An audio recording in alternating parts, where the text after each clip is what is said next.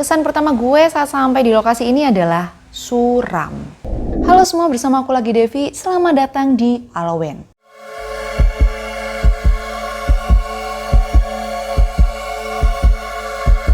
Di video kali ini aku akan membacakan sebuah cerita horor nyata yang cukup rame yang diceritakan di akun Twitter @mwv_majestic. Tweet ini sendiri sudah ditweet sejak tanggal 3 Mei 2020 dan sudah di-retweet sebanyak 9.903 retweet dan sudah di-like hampir 44.000 akun. Nah, kita akan langsung aja mulai tentang cerita horor ini. Di awal threadnya dia memberikan judul Malam Keakraban di Villa Puncak Bogor. Horror based on true story. Gue memutuskan untuk tidak memberikan foto secara detail mengenai lokasi dan sudut-sudut ruangan otentik yang gue maksud dalam cerita ini. Khawatir gue akan mematikan rezeki orang karena bangunan ini memang diperuntukkan sebagai villa sewaan, tapi akan ada beberapa lampiran foto bukti. Oke, di awal titik ini gue salut sama si pembuat cerita karena dia nggak mau menyebutkan di mana villanya dan nggak mau mematikan rezeki orang. Cerita ini terjadi pada diri gue sendiri dan anak-anak kelas gue dulu pada saat masih kuliah di salah satu politeknik di daerah Bogor, Jawa Barat, tepatnya di bulan Oktober tahun 2017 silam. Oke, 4 tahun yang lalu ya kan? Saat itu selama 2 hari gue dan yang lainnya ikut acara malam keakraban atau makrab kelas di salah satu villa di daerah Puncak.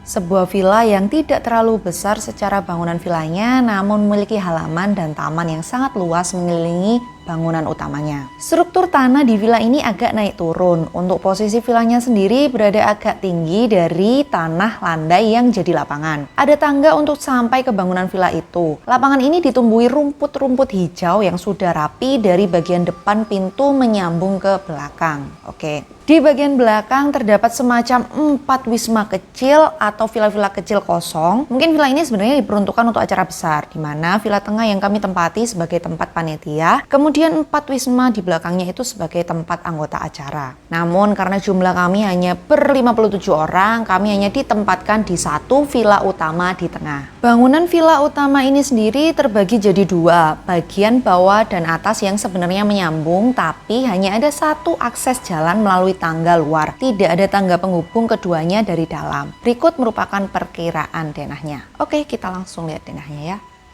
Oke, berarti dia ada di yang villa yang kita tempati, terus ada villa kecilnya itu mengelilingi bentuk L, 1, 2, 3, 4. Terus, lapangannya cukup gede ya ini. Bahkan lebih gede daripada villanya kalau ukurannya. Terus ada kolam renang di sisi lapangan, sama ada lapangan lagi berbentuk L dan ada tempat ayunan. Oke, kita lanjutkan lagi. Di acara itu gue bertindak sebagai ketuplak. Oke, ketua lapangan nih kayaknya ya. Saat survei tempat kebetulan gue gak ikut dan menyerahkannya ke koordinator acara, transport, dan logistik saat itu. Jadi saat kali pertama kita ke sana itu juga jadi kali pertama gue ngelihat villa itu. Kesan pertama gue saat sampai di lokasi ini adalah suram. Entah kenapa gue gak menemukan kenyamanan bahkan di dalam area dengan pemandangan bagus dan taman luas ini. Bahkan saat memarkirkan motor, fokus penglihatan gue langsung tertuju pada jajaran wisma di belakang yang kosong. Gue bersama yang lainnya pun masuk ke dalam villa. Panitia mendapatkan bagian tidur di kamar tengah yang terhubung ke dapur. Ada 2 kamar di sini, yaitu panitia cowok dan cewek. Sedangkan peserta cowok di bagian kamar depan dan peserta cewek di kamar atas. Di bangunan yang gue bilang kayak kepisah tadi. Bentuk villa ini seperti bangunan tua klasik. Hal ini diperkuat dengan TV jadul dan lampu tengah yang bergaya kuno yang ada di tengah-tengah ruangan. Selain itu, ada kamar mandi, dapur, dan satu kamar yang terkunci di ruang tengah, samping TV tadi. Di luar ada taman dengan ayunan, lapangan rumput jungkat-jungkit, lapangan basket 3-on-3, serta kolam renang yang berada di samping sejejer wisma kosong tadi. Sesuai yang peta tadi ya teman-teman. Dari teras villa kita bisa lihat lapangan luas yang mengelilingi villa ini dan dari dalam ruang tengah kita bisa melihat ke kolam renang dan lapangan di belakang dekat villa-villa kecil. Bisa kebayang gimana bagusnya kan ya villa ini dan kita deal dengan harga yang gak terlalu mahal. Gue coba menikmati suasana di sini namun gagal. Beberapa spot memiliki aura yang aneh. Spot yang membuat gue nggak nyaman untuk berada atau sekedar melihat ke lokasi itu. Di antaranya adalah taman, kolam renang, lantai 2, meja makan ruang tengah, dan wisma kosong di belakang. Sebenarnya kalau kita keluar dari gerbang villa yang ada di sudut lapangan, begitu keluar langsung ketemu pemukiman penduduk. Tapi suasana villa ini cenderung terasa memisah. Entah memang karena dipisahkan oleh lapangan tadi, sehingga hiruk pikuk orang-orang serta villa itu gak sampai ke dalam. Mungkin kalian pikir rasa itu muncul karena suasana sepi atau karena bangunan ya udah rapuh.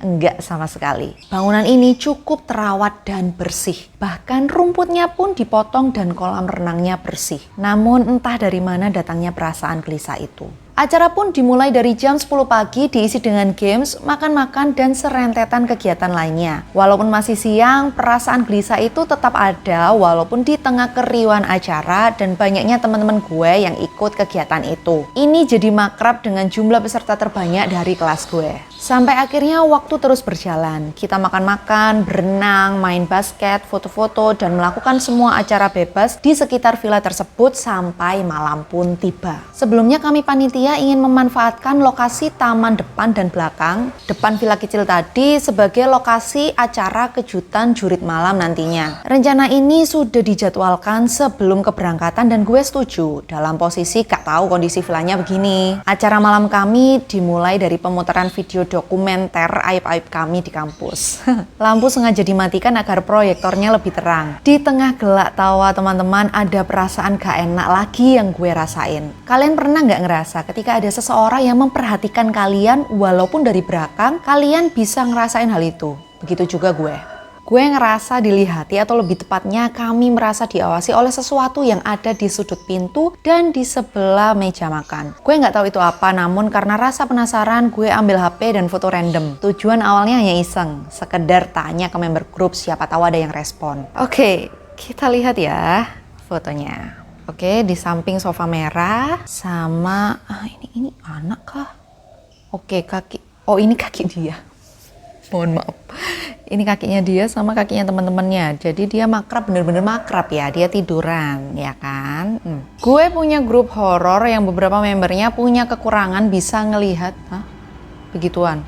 Kok kekurangan sih? Itu kelebihan atuh. Kita sering sharing satu sama lain tentang pengetahuan dan pengalaman horor. Gak jarang juga ada yang kirim foto kemudian nanya, ini bener mereka gak sih? Dan lain-lain. Rencananya gue mau iseng nih tanya ke mereka. Setelah foto-foto aib selesai, acara berlanjut ke halaman belakang. Tepat di hadapan villa-villa kosong tadi. Dan auranya lain banget. Acara kali ini adalah api unggun. Sehingga lampu-lampu taman di sekitar lapangan ini sengaja dimatikan agar sumber cahaya hanya dari api saja. Selama proses menghidupkan api dari arah belakang, gue ngerasain lagi ada yang lihat ke arah gue dari belakang. Ketika gue lihat, kali ini mata gue seakan-akan menggambarkan suatu sosok. Yap, di jendela villa kecil kedua, dalam gelapnya villa itu ada sosok perempuan. Sosok ini hanya berbentuk bayangan awalnya. Sempat mikir ini hanya sekedar efek karena terlalu gelap. Tapi apa yang bikin gue yakin ini bukan bayangan karena gelap,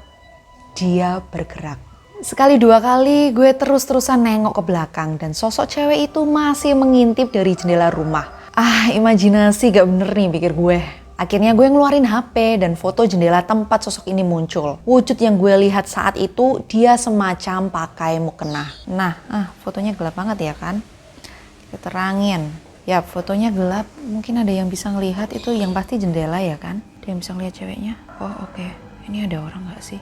Oke, di sini dia revisi kayaknya. Maksudnya jendela villa. Oke. Sekali jepret, gue balik badan lagi. Tapi baru aja mau balik fokus ke api unggun, mata gue kembali lagi lihat pergerakan. Kali ini dari celah antara villa 1 ke villa 2. Sebuah pergerakan aneh seperti sesuatu merayap di dinding tapi besar. Oke, horor kali nih. Mata gue mulai fokus di tengah gelapnya keadaan waktu itu. Dan yang gue dapatkan adalah sesosok manusia bertangan panjang dan merayap seperti laba-laba. Kembali gue coba foto. Selain itu juga ada sesuatu yang berdiri menghalangi pintu villa. Hasil fotonya begini. Mungkin teman-teman yang bisa ngelihat ini mungkin akan ngelihat yang lain ya. Cuman kalau aku kayaknya kayak ngelihat sebuah kosong, gelap gitu aja. Selama acara berlangsung, jujur gue gak bisa tenang. Dari kiri, kanan, belakang, dan berbagai tempat gue merasa ada sesuatu. Tapi gue gak tahu itu apa.